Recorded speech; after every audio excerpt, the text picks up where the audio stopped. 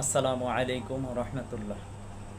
আলহামদুলিল্লাহ আলহামদুলিল্লাহ রব্বিল আলামিন ওয়াল আকিবাতু লিল মুত্তাকিন ওয়াসসালাতু ওয়াসসালামু আলা রাসূলিহিল কারীম ওয়া আলা আলিহি ওয়া আসহাবিহি আজমাইন, আম্মা বা'দ। কাছে এবং দূরে, দেশে এবং প্রবাসী, যে যেখান থেকে আমাদের আজকের আলোচনা শুনছেন এবং দেখছেন, অনুষ্ঠানের শুরুতে সকলকে জানাচ্ছি আন্তরিক মোবারকবাদ। সম্মানিত দর্শক ও শ্রোতা, আমাদের আজকের আলোচনার বিষয়বস্তু হচ্ছে ওসিকে হুমকি বঙ্গবন্ধু গেরিলা বাহিনীর প্রধান। সামনে ভয়ঙ্কর কিছু অপেক্ষা করছে। আপনারা ইতিমধ্যে জানেন, সোশ্যাল মিডিয়াতে একটি অডিও ক্লিপ ভাইরাল হয়েছে, যেখানে গোপালগঞ্জের এক ওসিকে বঙ্গবন্ধু গেরিলা বাহিনীর প্রধান নামে এক ব্যক্তি হুমকি দিচ্ছে। সেখানে ওসিকে হুমকি দিচ্ছে এবং ওসিও দেখছি তার হুমকিতে ভয় পেয়ে যাচ্ছে। তো এই কণ্ঠটি আমার কাছে পরিচিত মনে হচ্ছে যে গাজীপুর সিটি কর্পোরেশনের মেয়র জাহাঙ্গীর আলম সম্ভবত হতে পারে। আপনাদের কাছে কেমন মনে হয়েছে আপনারা কমেন্ট বক্সে কমেন্ট করতে পারেন। তা একজন ওসিকে যেভাবে তারা হুমকি দিচ্ছে এবং বলছে যে বাংলাদেশের প্রত্যেকটা উপজেলাতে আপনার গেরিলা বাহিনী কমিটি গঠন করা হয়েছে, এমতো অবস্থায় এটিকে নিছক কোনো হুমকি হিসেবে শুধু নিলে হবে না, বরঞ্চ বঙ্গবন্ধু গেরিলা বাহিনী গঠন করা এটি বাংলাদেশ রাষ্ট্রের জন্য, বাংলাদেশের জনগণের জন্য একটি আতঙ্কের বিষয় এবং একটি হুমকির বিষয়, এবং পরিস্থিতি খুবই ভয়ঙ্কর খারাপ দিকে যাবে সেটি বলার অবকাশ রাখেন। আমরা পূর্বে আপনাদেরকে বলে আসতেছি যে মুশরিকরা এবং মুনাফিকরা সম্মিলিতভাবে একটি ফিতনার সৃষ্টি করবে, যেটি হাদিসের ভাষায় গজওয়াতুল হিন্দ। ইতিহাসে শাহ নেয়ামতুল্লাহ রহমতুল্লাহ যেটিকে দ্বিতীয় কারবালা বলেছেন, দ্বিতীয় কারবালার পরেই চূড়ান্ত গজওয়াতুল হিন্দের রূপ নিবে। তা সেটি যে খুবই কাছাকাছি সেটি বর্তমান পরিস্থিতি দেখলেই কিন্তু বোঝা যায়। সেটি ভয়ঙ্কর আকার ধারণ করতে পারে যে কোনো সময়। সেজন্য বাংলার আপামর জনগণকে সতর্ক থাকতে হবে। তারা গেরিলা বাহিনী গঠন করেছে সেটি তাদেরই বক্তব্য, এবং সারা বাংলাদেশে তাদের কমিটি আছে, সেটি কিন্তু তারা নিজেরাই প্রকাশ করছে। এমতো অবস্থায় আমাদের করণীয়টা কী? এদেশের প্রশাসনের করণীয়টা কী? এদেশের সরকারের করণীয়টা কী? ছাত্র জনতার আপামর জনগণের করণীয়টা কী? সেই বিষয়টা নিয়ে আমরা কিছু কথা বলবো, এবং সামনে যে ভয়ঙ্কর বিপদ সেটিও আমরা হাদিস থেকে সুস্পষ্ট করার চেষ্টা করব।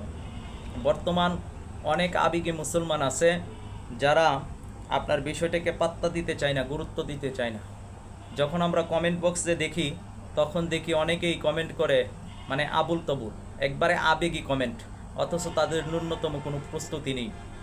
অথচ স্বৈর শাসকরা গেরিলা বাহিনী গঠন করেছে, প্রশাসনের ভিতরে এবং বাইরে তাদের লোক আছে, তাদের সরাসরি ভারত থেকে তারা ট্রেনিং নিয়ে আসতেছে, ভারতে থেকে তাদের নেতারা এদেশের কর্মীদেরকে উস্কে দিচ্ছেন, এবং এদেশের আপনার সনাতনী যারা আছে এদের মধ্যে উগ্র হিন্দুত্ববাদীর মধ্যে থেকে কেউ কেউ ভারতে গিয়ে ট্রেনিং নিয়ে বাংলাদেশে আসতেছে।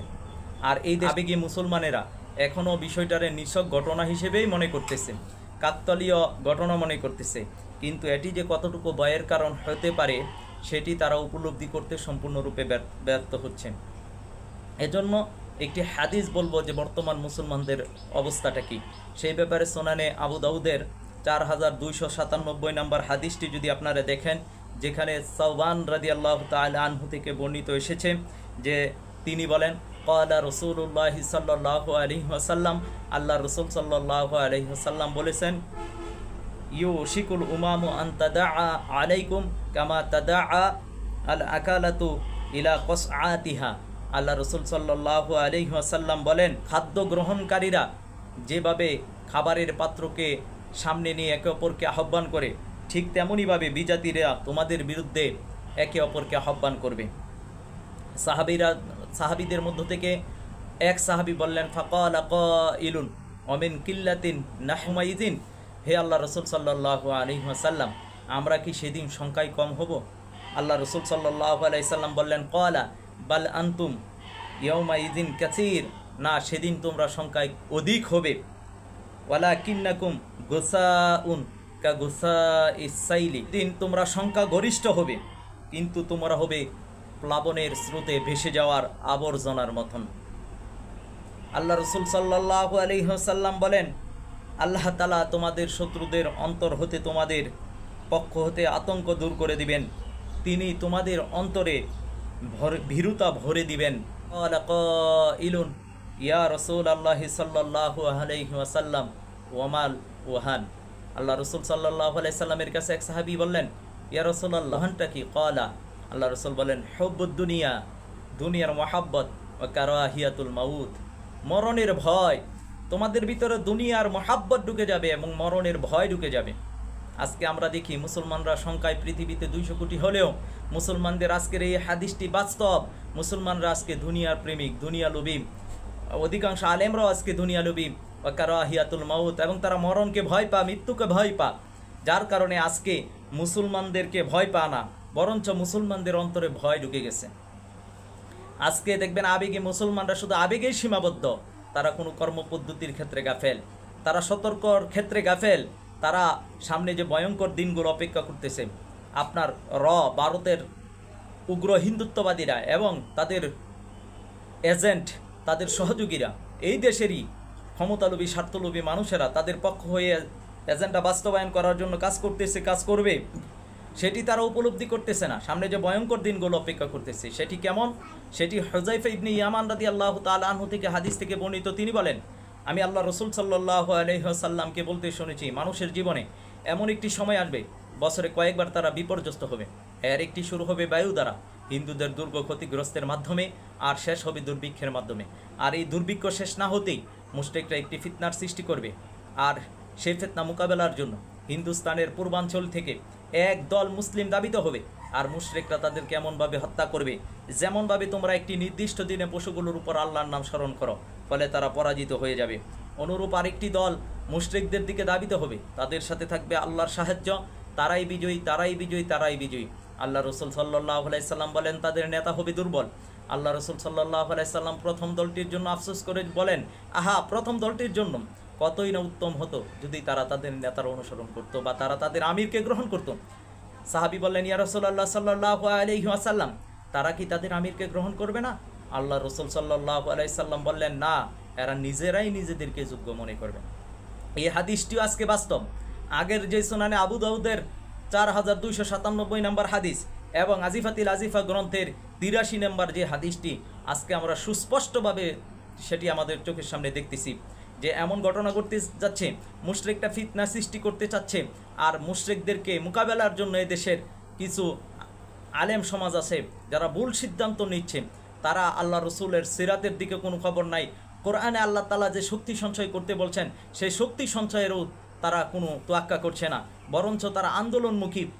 তারা মার্চ ফর গোপালগঞ্জ, তারা মার্চ ফর ইন্ডিয়া, এই ধরনের ভয়ঙ্কর পদক্ষেপ নিতেছে যেগুলো সিরাতসম্মত না, যেগুলো দিয়ে কখনোই মুশরিকদেরকে মোকাবেলা করা সম্ভব নয়, সেটি দ্বারা কখনোই মুনাফিকদের মোকাবেলা করা সম্ভব নয়। অথচ তারা হাদিসের বাস্তবতা উপলব্ধি করছে না, তারা বারবার ভুল সিদ্ধান্ত নিচ্ছে এবং তারা কোরআনের পথেও আসতেছে না। আল্লাহ তাআলা যে ইমাম মাহমুদকে হাবিবুল্লাহকে পাঠিয়েছেন সিরাত অনুযায়ী আমাদেরকে পরিচালনা করার জন্য, আমরা সেটিও উপেক্ষা করছি। আমরা সিরাত অনুযায়ী নিজেরা চলছি না। আল্লাহ প্রদত্ত যে আমির ইমাম মাহমুদ হাবিবুল্লাহ আমাদেরকে সিরাতের উপর কর্মপদ্ধতি ঠিক করার জন্য বলছেন, সেটিও আমরা করছি না, বরঞ্চ আমরা আলেমদের ভুল সিদ্ধান্তের কারণে আমরা ভুল পদক্ষেপ নিচ্ছি। আর যে ভুল পদক্ষেপের কারণে আমাদের যে বড় ক্ষতি হবে সেটিও কিন্তু হাদিসের মধ্যে রয়েছে। আজিফাতিল আজিফা গ্রন্থের 84 নম্বর হাদিসের মধ্যে আনাস রাদিয়াল্লাহু তাআলা আনহু থেকে বর্ণিত, তিনি বলেন, আল্লাহ রাসূল সাল্লাল্লাহু আলাইহি ওয়াসাল্লাম বলেছেন, আলেমদের জীবনে এমন একটি সময় আসবে যখন তাদেরকে গণহত্যার নেই হত্যা করা হবে। হায় আফসোস তাদের জন্য, তারা যদি অহংকারবশত ভুল সিদ্ধান্ত না নিত। আল্লাহ রাসূল সাল্লাল্লাহু আলাইহি ওয়াসাল্লাম বললেন যে আলেমরা ভুল সিদ্ধান্ত নেবে, অর্থাৎ তারা আপনার March for Gopalganj, March for Gaza, March for India, এই ধরনের আপনার গণজমায়েত করে, যে গণজমায়েতের মধ্যে নাই তাদের কোনো প্রিপারেশন, নাই তাদের কোনো প্রস্তুতি, তাদের উপর শত্রু আক্রমণ করলে তারা কি করবে সেটাও তারা জানে না। তাদের এই ভুল সিদ্ধান্তের কারণে এই উম্মার বড় ক্ষতি হবে, এই উম্মা গণহত্যার শিকার হবে, আলেমরাও গণহত্যার শিকার হবে। বঙ্গবন্ধু গেরিলা বাহিনীর প্রধান যে ওসিকে হুমকি দিল সেটি কোনো নিছক ঘটনা নয়, এটি কঠিন এক বার্তা বহন করে। এবং তাদের মুখের ভাষা হচ্ছে যে তারা গেরিলা বাহিনী, বঙ্গবন্ধু গেরিলা বাহিনীর কমিটি জায়গায় জায়গায় গঠন করেছে, উপজেলা ইউনিয়ন পর্যন্ত তারা কমিটি গঠন করেছে, ইসকনরা ইউনিয়ন ওয়ার্ডে ওয়ার্ডে পর্যন্ত তারা কমিটি গঠন করেছে। অথচ এই দেশের আপামর জনগণ, ছাত্র জনতা গজওয়াতুল হিন্দের এই চরম পরিস্থিতিটা উপলব্ধি করতে তারা ব্যর্থ হচ্ছে। ইমাম মোহাম্মদ হাবিবুল্লাহ যে এই উম্মতকে সতর্ক করছেন, এই জাতিকে সতর্ক করছেন সামনে গজওয়াতুল হিন্দের প্রিপারেশন নেওয়ার জন্য, মানসিক এবং শারীরিক প্রিপারেশন নেওয়ার জন্য, তারা কিন্তু গাফেল, তারা কিন্তু উপলব্ধি করতে ব্যর্থ হচ্ছে। এমত অবস্থায় এই হাদিসগুলোকে সামনে নিয়ে আমাদেরকে এখনই সতর্ক হতে হবে। ওসিকে যে হুমকি দেওয়া হয়েছে এটি থেকে আমাদেরকে শিক্ষা নিতে হবে, সামনের ভয়ঙ্কর দিনের জন্য আমাদেরকে প্রিপারেশন নিতে হবে। আল্লাহ সুবহানাহু ওয়া তাআলা আমাদেরকে সেই তৌফিক দান করুন। আমিন ইয়া রাব্বাল আলামিন। আসসালামু আলাইকুম।